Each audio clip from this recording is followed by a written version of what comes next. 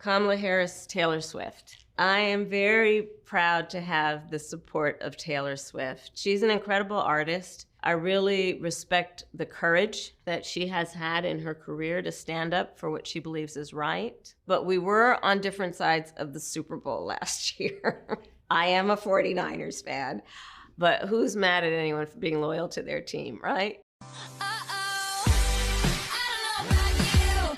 Voting Donald Trump, baby.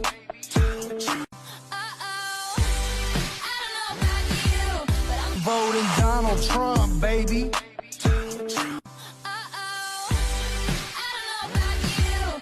Voting Donald Trump, baby. It may go down as one of the biggest backfires of the election. Taylor Swift endorses Kamala, and her fans are making it crystal clear what they think about it. Wait until you see the backlash in the polls for both Harris and Swift. Hey, gang, it's me, Dr. Steve, your patron professor, here to help you stay sane in these insane times. So make sure to smack that bell and subscribe button. Before we dive in here, gang, I did want to take a minute and share a really special opportunity for you to begin building your legacy through real estate. According to data, 74% of millionaires in America have created their wealth through real estate, including, of course, President Trump. I've talked to so many of you who really want to invest in real estate, but just don't know how. So I wanted to tell you about my good friend and Turley Talk sponsor, Jeff Frykowski. Now, Jeff owns, get this, over $250 million of real estate across America, and he's really the one I personally go to for real estate advice. Jeff is leading a movement of Christian patriots who are on a mission to do real estate God's way so they can protect themselves against the economic destruction of Bidenomics and build a legacy for future generations. Now, Jeff and I will be hosting a free live masterclass this Thursday, September 26th at 8 p.m. Eastern. It's exclusively for Turley Talks listeners, where he'll be sharing the keys to multiplying your financial legacy instead of watching it inflate to zero. And a lot of people don't know this, but you actually don't need to have, hundreds of thousands of dollars lying around in a bank account or years of experience in order to start investing in real estate now. You just need the right education, and that's exactly what you're going to get in this free training. Jeff will be breaking down the exact strategies that he used to step into financial freedom through real estate. And it's actually a lot simpler than you might think. You're not going to want to miss this. The masterclass will be, get this, write it down, this Thursday, September 26th at 8 p.m. Eastern. It's completely free.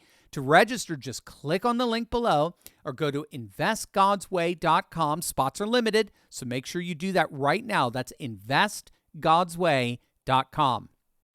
You may have heard of two breaking news stories of late. The first was the much-touted Taylor Swift endorsement of Kamala Harris just after the debate, a couple of weeks back.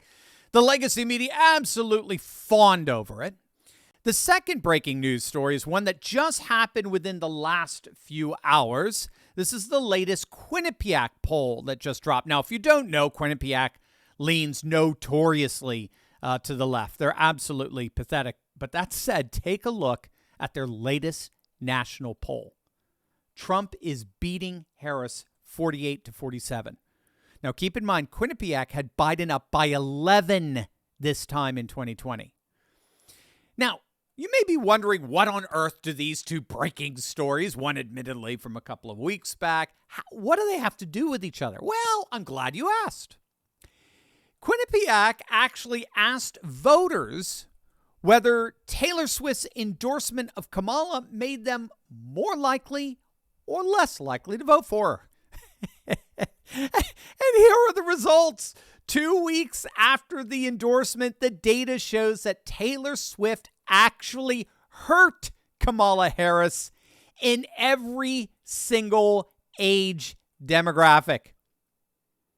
In every single age group, young voters, mid, old, every one of them showed that the endorsement actually cost Kamala votes. Take a look at the 35-49 vote. The less enthusiastics to vote for Kamala are more than twice that of the more enthusiastics. I mean, again, You just can't make this stuff up. Now, this isn't the first time we've seen this. In fact, I'm actually wondering if the leftists who run Quinnipiac were hoping to vindicate an earlier poll. This came out, or actually correct an earlier poll, I should say. This came out within a day or two of the endorsement, and it showed the exact same thing. Taylor Swift repelled more voters than she attracted. It was a study from YouGov.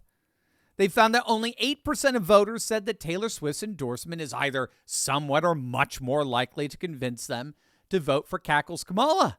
But a whopping 20% said they were somewhat or much less likely to vote for Kamala as a result of the endorsement. Now, not surprisingly, 66, nearly 70%, vast majority, could care less. They said the endorsement meant absolutely nothing to them whatsoever. But seriously, Kamala just can't catch a break here. And neither can Taylor Swift.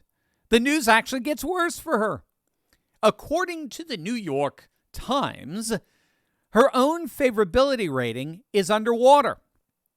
Only 44% of respondents viewed Taylor Swift favorably, which means that Trump actually has a higher approval rating than Taylor Swift. Again, you just can't make this stuff up, right? Reality is stranger than fiction. Trump's got a 47% approval rating.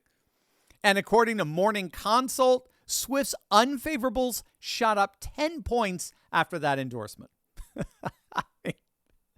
Who the hell did the mainstream media think they were kidding here, lavishing her with all this praise with that endorsement?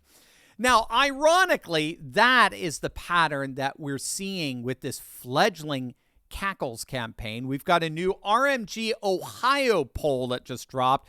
Ohio's been breaking for Trump for weeks now, but gang, take a look at this. And remember, these polls tend to underestimate, right? Virtually every single time they tend to underestimate Trump's vote. RMG, right now, they have Trump plus 11 in Ohio. He's beating her by double digits. Plus 11. Our good friend Rich Barris, the single best polling analyst out there, bar none, tweeted out, Trump is not winning Ohio by 11 points and losing this election. It doesn't work like that. If Trump has a double-digit lead in Ohio, he's going to carry all the other states that have comparable demographics to Ohio. You know, states like Wisconsin, Michigan, Pennsylvania. News on that in a moment. There's no universe where Trump wins Ohio by 11 points and loses Wisconsin or Pennsylvania. The voting demographics are just too similar. Now, speaking of, did you see this? This is going to make your day. There are two swing counties in Pennsylvania. I don't know if you know that. There are two swing counties that have together forecasted the election winner in the last 6 elections in a row. Now, again, of course, this is merely suggestive, but it does appear that these counties have a micro-demographic makeup that corresponds with the way the electoral map plays out in every election, at least in the last 6 election cycles. Now, these two counties are Erie and Northampton, both Pennsylvania. They're both districts with a Democrat advantage, but they do swing back and forth. So they both voted for Trump, obviously, in 2016, and both slightly, ever so slightly, went with Biden in 2020. Now, take a look at the data collected by Seth Cashel, or Cashel. Seth is wonderful, by the way. And he's been following Pennsylvania very, very closely. Take a look at the voter registration trends. In Erie, back in, let's start with 2008, registered Democrats outnumbered Republicans by almost 40,000, just over 39,000. Okay, it was a 21% lead. But then notice the column in the blue. That's how much the Democrat won by. Obama won with only 25,000 votes. So there's a 39,000 registered Democrat advantage, but only 25,000 margin for Obama. So that's absolutely key, because both Erie and Northampton, what they do every single election is they always vote to the right of their Democrat voter registration. So if you go to the column all the way down to the right, all the way to the right, I should say, you'll see an averaged out total of all the elections. And then if you go to the bottom, on average, Erie votes 17,754 votes to the right of their Democrat registration. That's the average of the last 6 presidential cycles. And when you go to Northampton, Northampton averages 19,683 votes to the right of their Democrat registration. Again, that's the average of the last 6 presidential cycles. But as Seth points out, in the past 2 elections, in 2016 and 2020, Trump bested those average swings to the right. Trump got an average of 27,596 votes to the right in Erie, and an average of 25,452 votes to the right in Northampton. So then what's the only question we need to answer now? If both Erie and Northampton consistently vote to the right of the Democrat registration by an average number, plus Trump's even higher average number, what's the only question left to answer? Well, what is the current Democrat registration number? Answer: it's the lowest it has ever been. The Democrats' advantage in 2024 in both Erie and Northampton is lower than at any time in the last 6 presidential election cycles. Right now, it stands at 10,000 in Erie, 12,000 in Northampton. That's half of what the Democrat advantage was in 2020. Thank you, Scott Pressler. And so, based solely on the numbers, based solely on the raw data, Trump is poised to win Erie by anywhere from 6 to 13%, and he is poised to win Northampton anywhere from 4 to 8%. And mind you, that's even if 2020 conditions repeat themselves. These are raw averages.